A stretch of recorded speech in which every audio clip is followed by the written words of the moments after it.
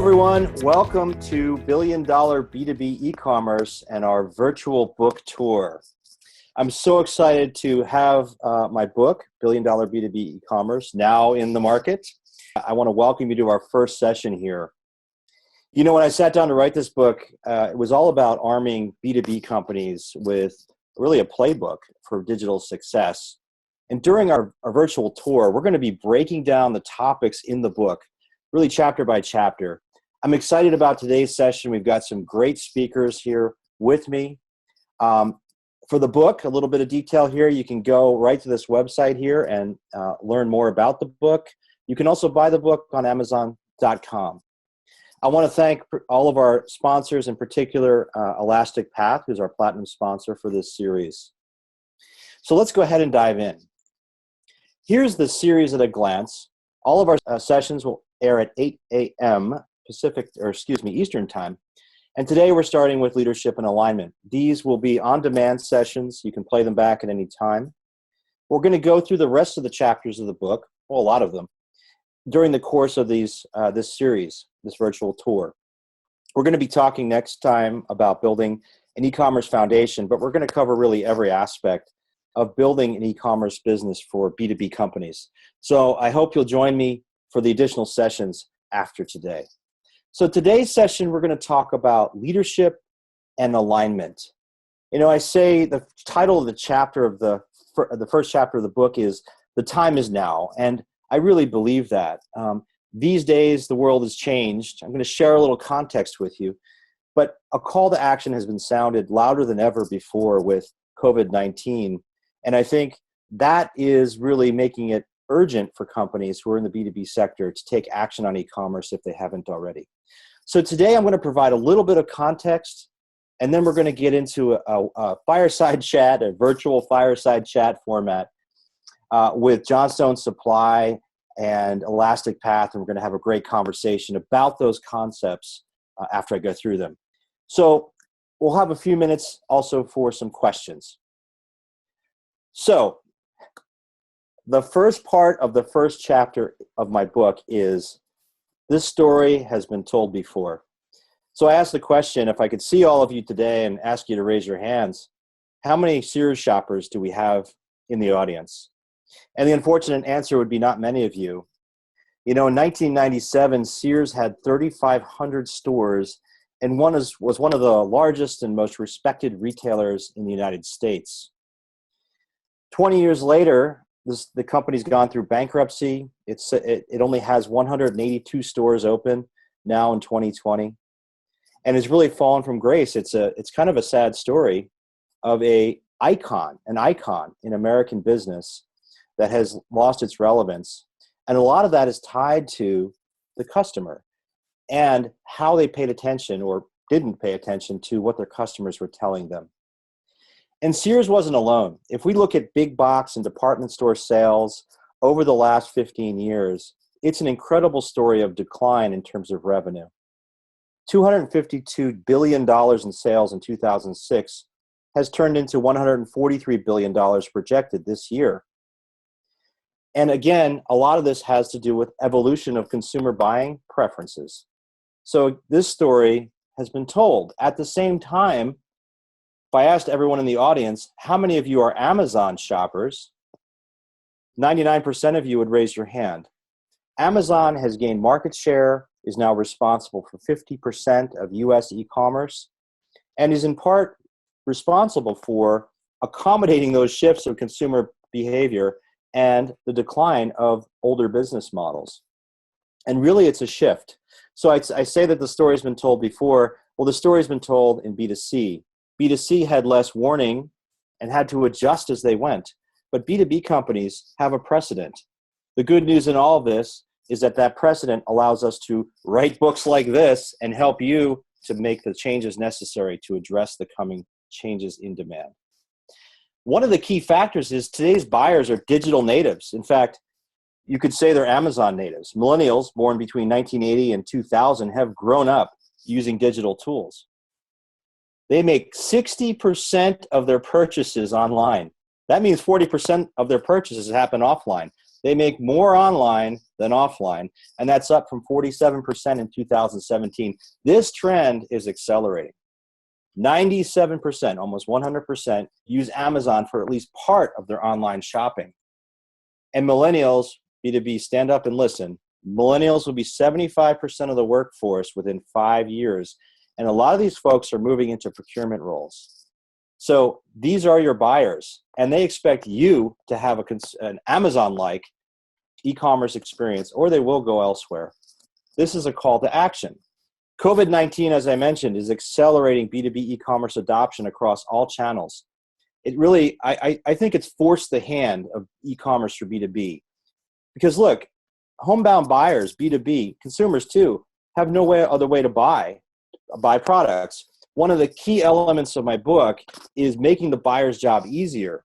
When you make the buyer's job easier, they don't go back. They're going to continue using these channels like e-commerce to make purchases and interact with you. So B2B buyers that have been reticent to use e-commerce are now being forced to use it, and accelerating the adoption of e-commerce by 2 to 3 years or more. Case in point is Amazon. Amazon sales are up over 35% in March and April of this year. They're hiring almost 200,000 people to accommodate this enormous demand. My firm, Insiba, does a lot of work with B2B companies that sell on Amazon, and we're seeing this firsthand. So these behaviors are not going to change. As I mentioned, as people are using e-commerce, buyers are using e-commerce and finding it easier to get their job tasks completed, they're not going to shift back to using the fax machine or calling the call center. New normal won't return for some time, probably till sometime in 2021. I'm not an economist or a healthcare practitioner, but by best measures, that seems to be the time frame we're looking at. So this is a call to action now for you to take action on e-commerce. This is a call to action for B2B companies. Almost 50% of B2B companies still do not have an e-commerce site. Why? Organizational inertia, lack of leadership. And a lot of this is due to the fact that business historically for these companies has been just good enough, right? Until COVID-19, in which cases the way that you interact with your customer is entirely digital now. If you look at some of the companies and the quarterly reports from companies like Watsco and others, you'll see that those who have invested are actually able to speak to their customers today and are growing as a result of this versus some of the other channels. And I'm excited to share some results today from Johnstone, who's on the call with us. So this is a survey from Digital Commerce 360, which asks the question, what are your biggest challenges in building your B2B business? Look at the top 2 reasons: lack of money and lack of support from top executives. Historically, leadership has not gotten it. Well, now it's time to wake up. This is a very loud call to action. So we're going to talk through some of the foundational elements of organizational evolution. These concepts are in the book in chapter 2. And leadership in alignment really requires these things. Number 1, redefining leadership, starting from the very top. Your top leadership has to align with this and agree to it and be behind it. Getting the right people on the bus and the wrong people off of it. We're going to talk in a few minutes about that. And then establishing cross-functional accountability matrix. So how do you make sure that the organization is aligned? Digital touches every aspect of the company. You need to make sure you have a path and a way to do that. And then finally is hiring real e-commerce expertise and giving that leader actual executive authority. Too often I hear about B2B companies hiring their 20-year-old nephew who knows how to code to run their e-commerce business. It's not about that. You have to hire people with real chops, and we're fortunate to have one on the call or on the webinar with us today. So with that, again, my name is Brian. I'm the author of the book. I'm the managing partner of a company called Insiba. We are the only company in the market focused on business to business for Amazon, so Amazon Business work.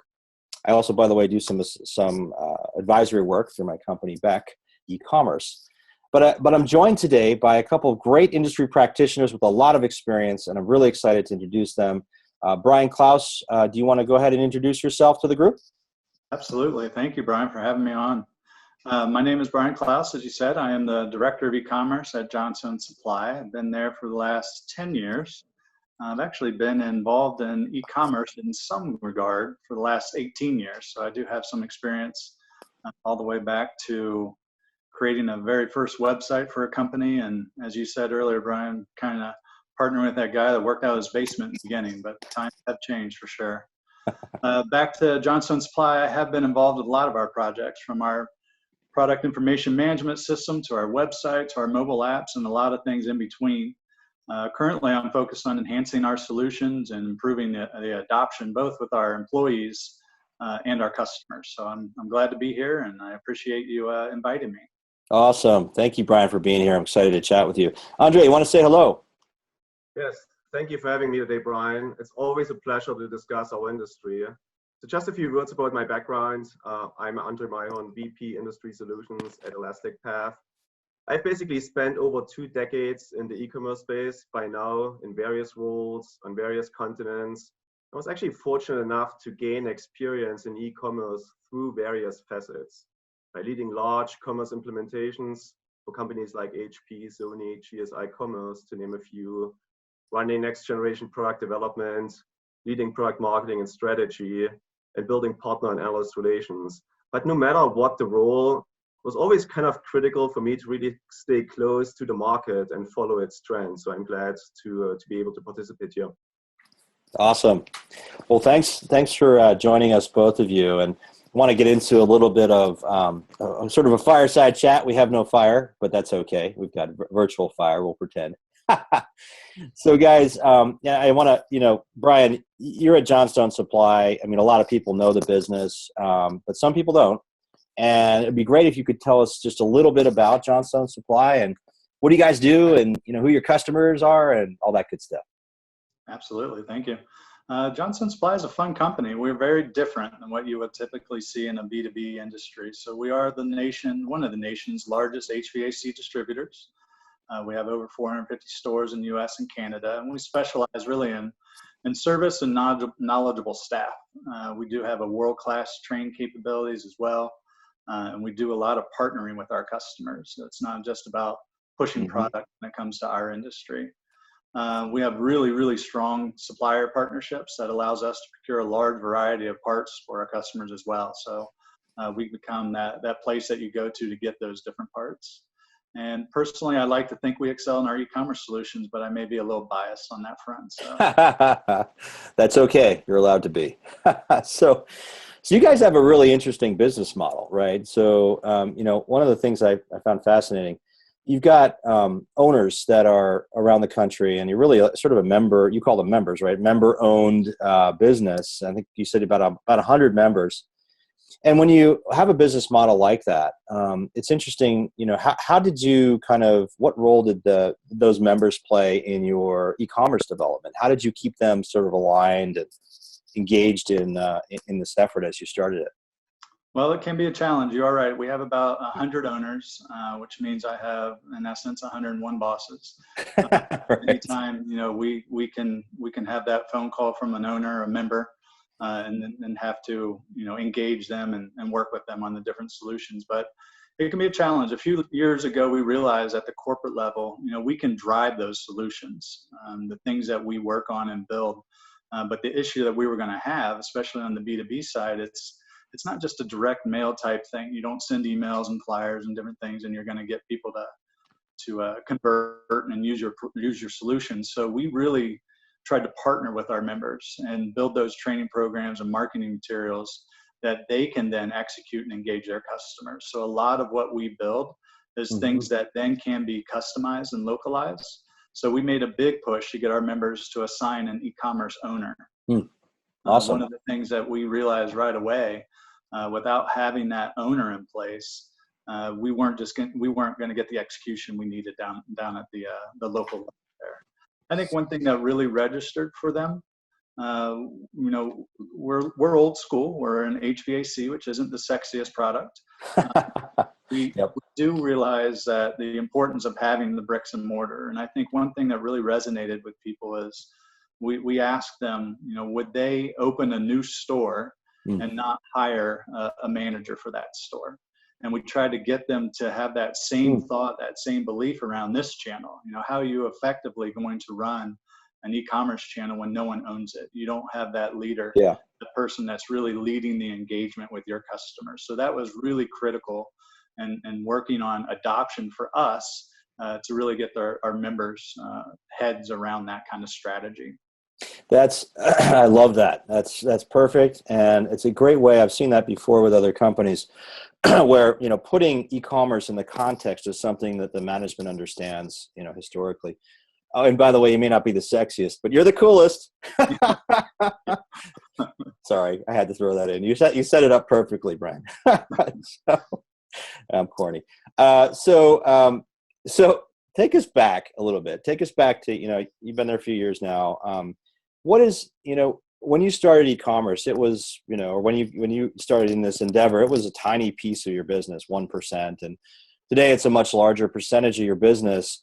Take us through the journey, though. I mean, I talked about at the beginning, the leadership and how important it is to get alignment, and leadership has to buy in on this and they have to make a decision. You told me you had a really interesting story. You had one attempt, it didn't go so well, and early on, and then you restructured and you looked at it a different way. Take us through the journey a little bit for Johnstone. Yeah, it started with the obvious, really, to sit down with our team and show them we had a lot of room to grow. So taking a look at a project that benefited everyone. So when I came in, it's not like I came in and just said, we need a new website. So as I mentioned in the beginning, when I was just kind of talking about my background, one of the things we focused in on early was ways we can improve our business. So it wasn't e-commerce specific, but knowing that these different tools, solutions were going to help with our e-commerce capabilities in the future. So one of the first things we did was that PIM, that product information management system. We really tried to get our arms around the data and the content, what we had to do, and how that content got delivered was very important. And obviously, anytime you visit a site, you want that content. You want to be able to find the products, and then you want to be able to know that's the product that you need for that job, and then provide additional things like data sheets and different things you can download. So it was really getting our arms around internally what e-commerce meant, and the foundational thing out of the gate was really getting our product and our information set. I think from there, our business is known as the catalog. Our catalog specifically was kind of the Bible of our industry. So another quick win that we did early on, just to show that when we say e-commerce, we're not talking just website, and that's one thing that you had to overcome a little bit. So we took that catalog and we made that interactive. So we were able to put that online. So that became a resource that our counter could use and leverage different ways. All of a sudden, our catalog became mobile and something that you could email someone or send someone instead of them relying on having this big, thick book. So that was another quick win. And again, just trying to get out of the mindset of a website, so to speak. So a couple other pieces just to share with you. We did get everyone involved in the project. So I didn't stand on the sidelines, kind of my own little bubble, working with the development company. We asked for input. We engaged our senior leadership team. We got feedback, and that was really important. I mean, we were getting down to, you would almost say it's maybe in the weeds a bit, but as a senior leadership team, we were looking at the color scheme, the layout of the homepage. Wow. But what we felt is if everyone had that level of engagement, they take a little more ownership of that project. Perfect. It becomes a little bit more important to them, I guess. So we did get them involved. And I think the last thing I would want to say, we finally got our members and our customers involved. So on the member side, again, we have about 100 members. We work with 6 or 7 of those members to establish what we call a steering committee. Oh, so the perfect. steering committee helped us really figure out what's important at the member level. So they help drive some of those things that they're hearing from their customer or would like to see with our solutions. And then they would turn around with their customers and figure out, what really keeps them up at night? What are some of the things that we can make it easier for them to do? So we had to develop what I call our toolbox, again, which is a lot more, e-commerce is a lot more than just a website. So trying to figure out what is it that customer really wants to do, and getting that feedback from our member level and from our customer level, we're vital on that side of it too. Awesome. That's great. And, those quick wins you described sound like, really good, good ways to align the organization, show them the value of what digital can really do, right? I'm sure that went a long way to getting the leadership aligned. And I love the fact that you engage them in all the details, other senior leaders in your company, because that really does engender ownership in a way, and, pride of what comes to market eventually and that sort of thing. So that's fantastic. Yep. Andrej, I don't want to dominate the whole conversation. Do you have some questions you want to chime in on here? And I think I have to agree. I mean, it's like great to hear what Johnstone has done. And I think that these are great examples, right? And it shows also some of the complexities and multiple facets B2B companies are facing, and especially in B2B, no company has the same challenges, it's fairly unique to each company. And I have to reiterate a few things, One is, I totally agree. It's not just about selling online through the web store, right? Digital touches on all aspects and how we engage during the entire customer lifecycle, right? Brian, you mentioned it in your introduction. This really means that various parts of the organization are affected, including like technology, operations, finance, product development, customer service, marketing, and so on, right? So, and based on my experience also, like I have to reiterate, like over and over again, I think we have seen the biggest success is accomplished when you really bring everybody together, right? All the different stakeholders, and really understand the day of a life of a sales rep, of a contact center representative, right? Or like in the case of Johnstone Supply, maybe a branch manager, really understand what is involved from their perspective, how they engage with the customer in order to recognize really their pain points, right? What systems are involved, what data is affected. And at the end, these are the people that are closest to the customers. Those have to interact with the customers, right? So at the end, it's really, when we talk about digital transformation, it's about digitally enable and support those various roles, right? In order to make their life easier, to automate processes. And I think leadership must really carefully consider their interests, like again, what you said, from the top down, engage them, bring them together. I think it requires really a fine-tuned, orchestrated, and collaborative enterprise-wide effort, right? And so look, many B2B organizations, they have been around for quite a while, and they have successfully built their business over decades, and they work the way they were working. And, there are a lot of established traditional processes. But on the other hand, again, like we have the current situation, we have technology changes that drive customer behavior, different customer behavior and engagement. And, as you mentioned, Brian, again, like the next generation of B2B buyers grew up in a digital world, and alternatives are just a click away. So maybe my question to you, Brian Klaus, was what kind of traditional processes and business practices needed to change on the Johnstone Supply side to create e-commerce success?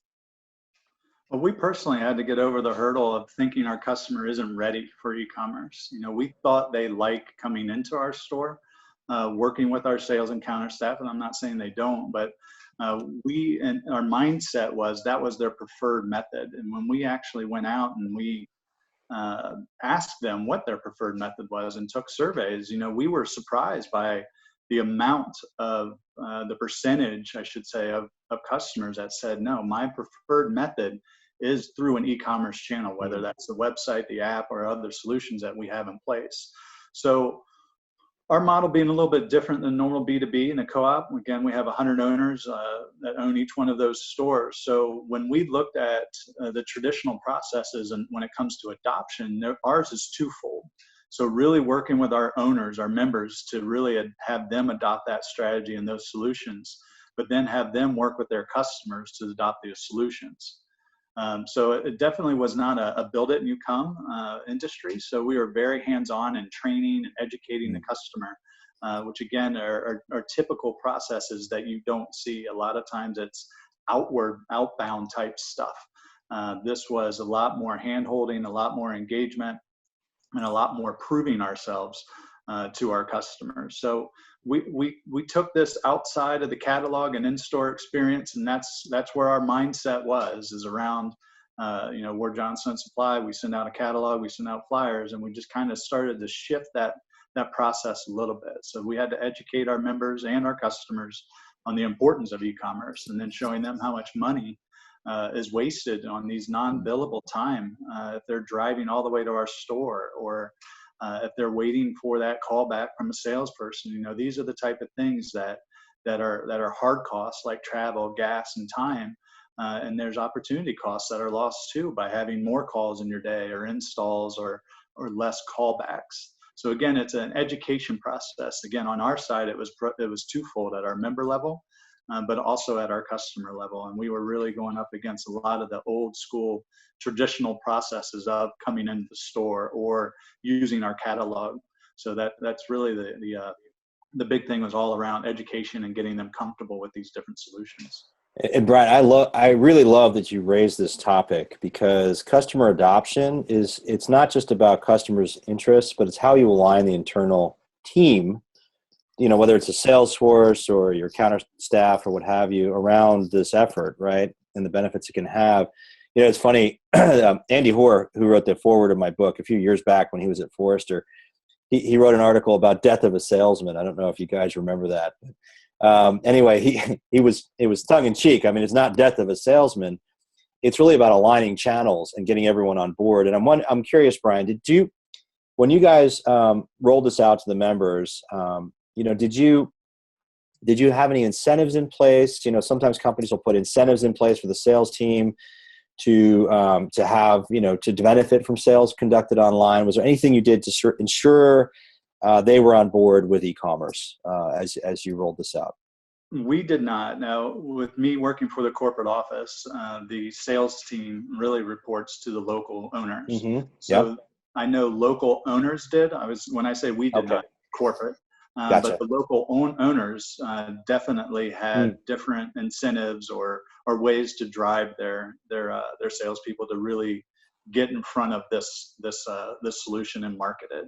It could be as simple as, you know, a good sales team is really driven by competition.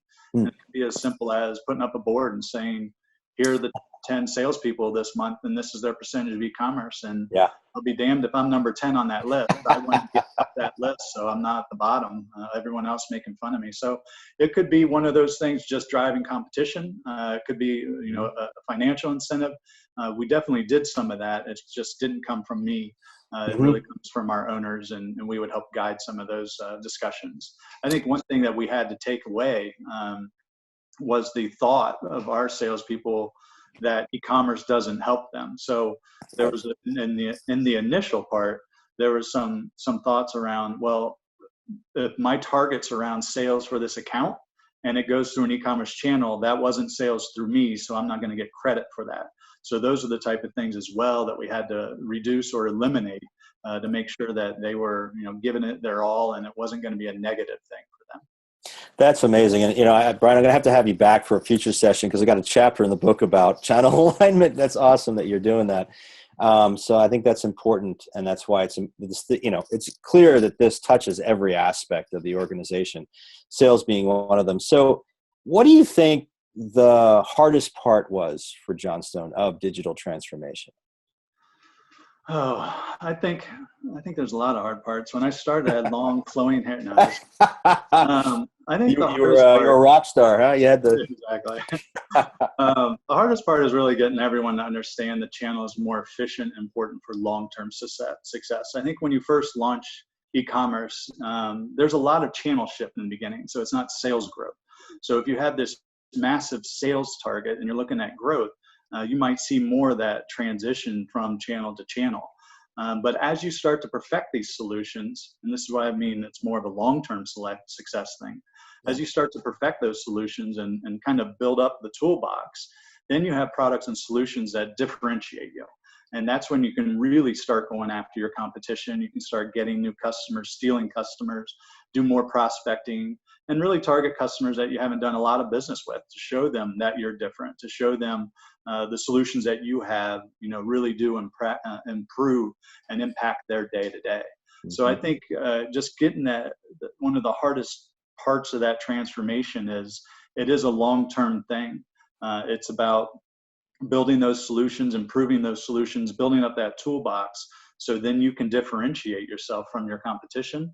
And then you can also start to build those walls around your current customers and then eventually grow their share wallet. So it's a process to start to understand this. It takes a little bit of time, and it can be difficult to get your head around. I'd say the other thing I'd like to throw out there, it's an interesting channel where strategy, easy for me to say, strategies do change a lot. Yeah. You know, with technology, if you sit there and ask me to build a 3 to 5 year strategic plan, you know, that's a very difficult challenge because of how much things change within those 3 to 5 years. I mean, you look back, look how different things were just 10 years ago. Right. Mobile wasn't adopted as Yep. much. Remember when we had to make the decision when we were building our website to go responsive, responsive wasn't supported that well. So we actually made the choice not to go responsive at that time, knowing that this is something we'll probably have to redo, but it just wasn't there yet, right? So it's hard, and it's one of those things where, you know, strategically you have to be fluid, and you have to be able to and willing to change that strategy as needed as different things. Right. No, that's frankly, that's one of the things I love about this business, guys, is the amount of change, right? It's so intellectually challenging and interesting. And you know, having been in your shoes, Brian, and other companies, yeah, I hear you. It's just a different, you know, a different kind of model. And for B2B that are traditionally conservative companies, you know, it's something that takes a shift. And I feel how hard it is sometimes to get that leadership alignment. And so appreciate your perspective. Let's talk about, you know, one of the biggest things that's happened in our lifetime, coronavirus, and how that's shifted things. You know, I talked a little bit about it in the intro to this session. This is unprecedented in the modern times anyway. You know, it happened 100 years ago with Spanish flu, but you know, today it's a much different world. And we have e-commerce, right? We're blessed to have the ability to actually speak to customers and even do this stuff like this, right? But Brian, I mean, what has this done to leadership and challenges to your leadership, and what kinds of things are you seeing at Johnstone in terms of how this has shifted the importance of e-commerce or digital channels, and anything you want to comment on there? Yeah, I mean, we were very hypersensitive of the current situation, I guess. We met as a team and we asked, what are those things that we can do in order to support our customers and our members during that time? So a lot of that conversation or those ideas became what we really focused on right away. So, you know, we're pretty strenuous about these are our releases, and this is when we update and all that type of stuff. But once we figured out that we got to change some of these things, we got to change quickly. That obviously became one of the things and one of the drivers to get us to change those things. So we really looked at communication. How can we communicate better with our customer? We looked at ways that we can improve processes in order to support new things like curbside pickup. You know, some of our members might have done delivery. Will call is a big part of our business, but all of a sudden you can't open those stores, or you don't have the people to really man those stores. You know, what are those alternative solutions? How can we support those things? Even things like the way we work is we have those 100 owners that own roughly 450 stores. One owner can own, let's say, 7 stores. If he has to close 1 or 2 of those stores, but his other 4 are open, you know, how can we support that? How can we temporarily close one of your locations so when they log in, you know, they're not met with an order that'll go to a store that's not fulfilling orders at those times. So really getting our arms around ways that we can communicate and support our members through those times was important. I think e-commerce in general, you know, the whole touchless is now a big buzzword, but that whole e-commerce channel during this time becomes more and more important because you don't have that person to call, or there's not as many people at the store, or again, you can't walk in and troubleshoot some of the projects and different things there. So having the e-commerce capability, having the content and the data out there that they can go out and get those answers became obviously a really important channel for us. Yeah, no, that's great, Brian. Andrej, you want to add anything? Again, don't want to dominate. Go for it. No, absolutely. I mean, it is unprecedented times, as you said, and I think it's the current situation is kind of a wake-up call for a lot of companies, right? Yeah. As you mentioned. And we have already seen constant evolution in B2B commerce over the years. Like on one hand, you know, you have the customer expectations are shifting with the technology and stuff and demand. You have technological innovation, but many traditional B2B organizations, and you had a slide right in the introduction, 50% don't have necessarily B2B e-commerce at all right now. Especially larger ones, they are entrenched, right, inflexible. So they are structured to support existing channels and relationships, and they're having a hard time to adapt easily. So not only do these enterprises need an agile and adaptable technology ecosystem to constantly interact with markets, but I think, you know, the leadership aspect and the organization needs to support it and to embrace it, right? And I think that was never more critical than in current times where, as we said, like stores and branches are closed, right? Person-to-person interaction is limited. People actually both on the buy and the sell side are working from home. It changes like quite a few dynamics in B2B, right? Companies are dealing with supply chain disruptions and production delays, you know, as well as reduced sales. I mean, we see that left and right. So I think companies have to react to those changes in order to sustain business. And I think in many industries, we actually see an acceleration in that channel shift. You talked about like 3 years, we might get ahead of the game right now because of the situation. And while general sales might go down, we actually see in a lot of the industries, online orders for many go up, right? So leadership is about understanding the dynamics, you know, and market shifts, and then really empowering the people and driving those changes throughout the entire organization. I think if you look at this specific case, what we have seen, for example, is, you know, what are good ways to do it? So one thing could be to enable actually sales reps that are maybe not as busy to support the online onboarding of their customers, right? It's a good opportunity to kind of educate customers and get them familiar with the tools, you know, and kind of accelerate this process. To establish maybe automated systems and chatbots to cover like increased interactions that you might have now through phone and chat. They kind of like for repeated or like simple questions, you have the automated option. And then the agent just jumps in when they need to take over, when it gets really specific, right? Extend obviously the self-service capabilities as much as you can. And especially like these times where inventory visibility and delivery predictability is a challenge, I think it's a big aspect and a big opportunity to do something like that. But at the end, I would say like digital first and technology is the enabler to be able to react to some of those situations. But again, the execution is still what needs to be driven by the team at the end. Yeah, that makes a lot of sense. And so thank you, Andrej, for that. And I love that idea of taking the sales force during this time and having them enable e-commerce. And that, I mean, that is to your point earlier, Brian, really, you know, getting people involved and taking ownership. That's just another way to do it. I love that concept. Just a couple more questions, guys. And as we get close to wrapping here, you know, Brian, the accountability is important, right? And you talked about collaboration structures earlier and how you engaged a steering committee of customers and members and such. What kind of accountability metrics do you guys have, for e-commerce, and in terms of measuring its success and growth, et cetera? Yep.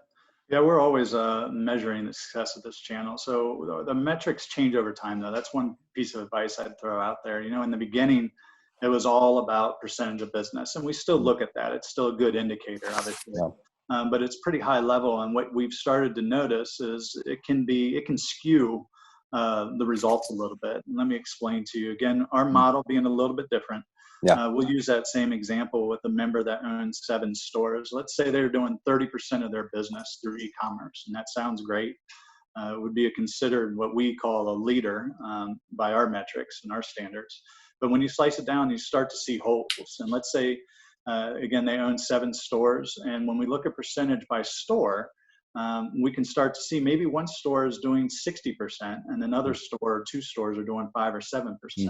So it's really starting to take a look at it, not by what we could say our group level, our highest level, 30% of your business, but really looking at it by the individual stores. And those are all in a little bit unique markets for them. So they can start to see, is it something that I need more training at that branch. Do they have a TM, territory manager? Mhm. Do they have a sales manager that understands e-commerce? You can start to figure those things out and see where you could improve. So again, very high level, still look at percentage of business, but we're starting to dial it down a little bit to that store level. A couple other areas we've really dialed into a little bit more, percentage of customers as well. So we're really looking at the solution, who's truly adopting it, because it can be the same issue that we have not only at the group level where a store or two might be doing bad, but when you start to take a look at the customers that are driving the sales for that member or for that store, it could really be one or two large customers that are doing majority of that business. So you start to again ask yourself, do I have true adoption at that channel or that market, that store? And we can really start to look at who's using the solutions, and we do have that capability as well. So we know each and every single tool that we have, what the sales are by group and then by store. And then we also take a look at automation. You got to remember, e-commerce is also about efficiencies. So it's how can we improve processes internally. So another hurdle we've had internally with our sales and counter staff, and I mentioned this a little bit, is they think e-commerce can replace them or take their job, which has never been the case. You know, I've never walked into Johnstone and said, you guys are doing so much e-commerce business, I say your counter staff. It's never happened. And we have groups that are over 40% of their e-commerce. It's never happened. What it allows us to do is grow. When you're doing more e-commerce business, allows us to grow without having to hire additional counter. But it makes our counter staff even more valuable, because they're the ones that are on the front line working with the customers, and it allows them to be more of a partner, more of someone that you can sit down with and actually walk through an issue, a problem. You can, help with quotes. You can do different things rather than, faxing in an order and that counter guy is manually entering a 60-line order. Yeah. Doesn't really help anyone. So we look at automation on number of lines that gets automated through e-commerce, number of orders gets automated through e-commerce, and obviously we look at sales and we look at different and the number of customers. So we're really trying to get our arms around, what is the true adoption and where can we improve on some of these things at the same time gaining efficiencies internally so we can do bigger and better things. That's fantastic, and it's a real tribute to you guys and how you're getting these channels to work together. So I have one last question for you, Brian, and it has to do with, and I'm going to ask everybody this as we go through this session or these sessions in the virtual book tour. If you had to give one piece of advice, right, to a CEO who is just starting their digital transformation journey, what would it be? Am I allowed to have two? I have two. Sure, take two. First, it's not necessarily about the technology. I mean, you have to have a solid solution. Don't get me wrong. In B2C, a lot more direct marketing driven, where you can send emails, text, advertise online, retargeting, prospecting through SEO, SEM, so on and so forth. Whereas your B2B customers need more coaching and handholding. At least that's what we found with our customers. So we use the solutions to show the value e-commerce brings. So we don't ever lead with a solution. We sit down with a customer and we ask them, what does your day look like? How do you transact? How do you get the orders to us? We never, ever go into a customer and say, hey, you should be using our mobile app. We really try to let the customer guide some of those things and then find the solution that's right for them. So let's kind of play that out. An example, let's say a contractor's on the job site and needs a part to complete his job and it's not in his van. If he leaves and drives to Johnstone and picks up that part, that could be easy, right? And it could sit there in his mind only take 30 minutes. Well, that's 30 minutes that he's off the job site.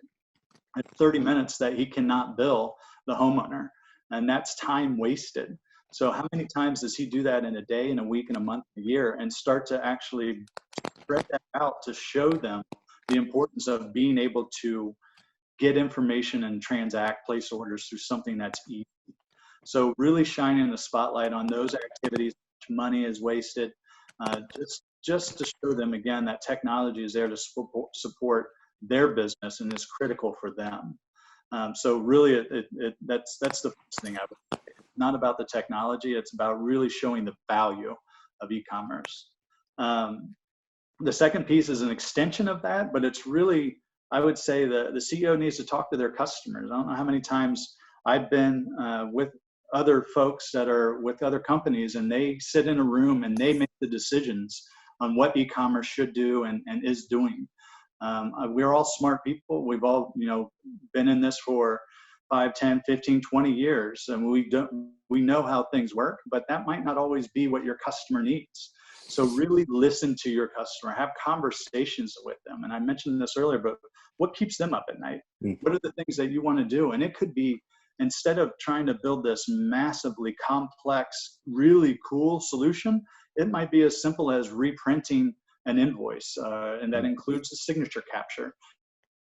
That is something that hits home more than something that might be super complex. So really listen to your customers would be my final advice.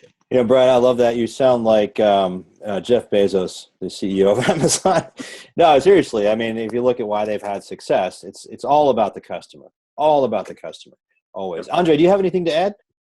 Yeah, it's hard to add just one or two things, but I have to second what Brian said, obviously. But I think it's also what I would add is it's important that the execution of a digital strategy is a never-ending process, right? There is no beginning and end. I mean, there's a beginning, obviously, but not necessarily an end. And it will not happen overnight. And I think it can be quite overwhelming for a lot of those companies, and I think it is. But companies have to realize you just got to start. You got to start small. You can start small, right? Think big, get a strategy out there. What do you want to get accomplished? But then really dive into, the small aspect, the small steps by defining key use cases, pick the right stakeholders, and really build, measure, and learn, kind of really evolve from there instead of kind of really be stuck and do nothing, which we have seen over and over again. So I think it's really important to, and Brian, you mentioned it before, Brian Klaus, it's key to have a well-defined process that has clear goals and objectives. They have measurable metrics and KPIs, clear timelines and milestones. Make it measurable, right? And kind of have the success, again, get the customer feedback, incorporate and build it from there. So it's up to you and how you break it down and how you get started, and then learn from other companies. Other companies have done it. I think that's important too. See if there are best practices that apply to you and leverage them. That's awesome. And Andrej, I have to say before we wrap, I love the fireplace you got behind you there. It's very cool. I should have turned it on for the firefight. We should have, man. Fireside chat, right? This is a fireside chat after all. I'm going to go ahead and share my screen again, guys, and just walk through a couple of things here. So thank you, everyone, for joining us. Here's our contact information for myself and Brian and Andrej. Feel free to reach out to me if you have questions. The book website is right here, and my email, and that's my mobile number. I'm a Jersey guy living in California, so my 732 mobile number. Brian and Andrej, thank you so much. I'm going to just go through a little bit of housekeeping here about our next session. Our next session will air June 10th. Again, will be available on demand. It's about building an e-commerce foundation.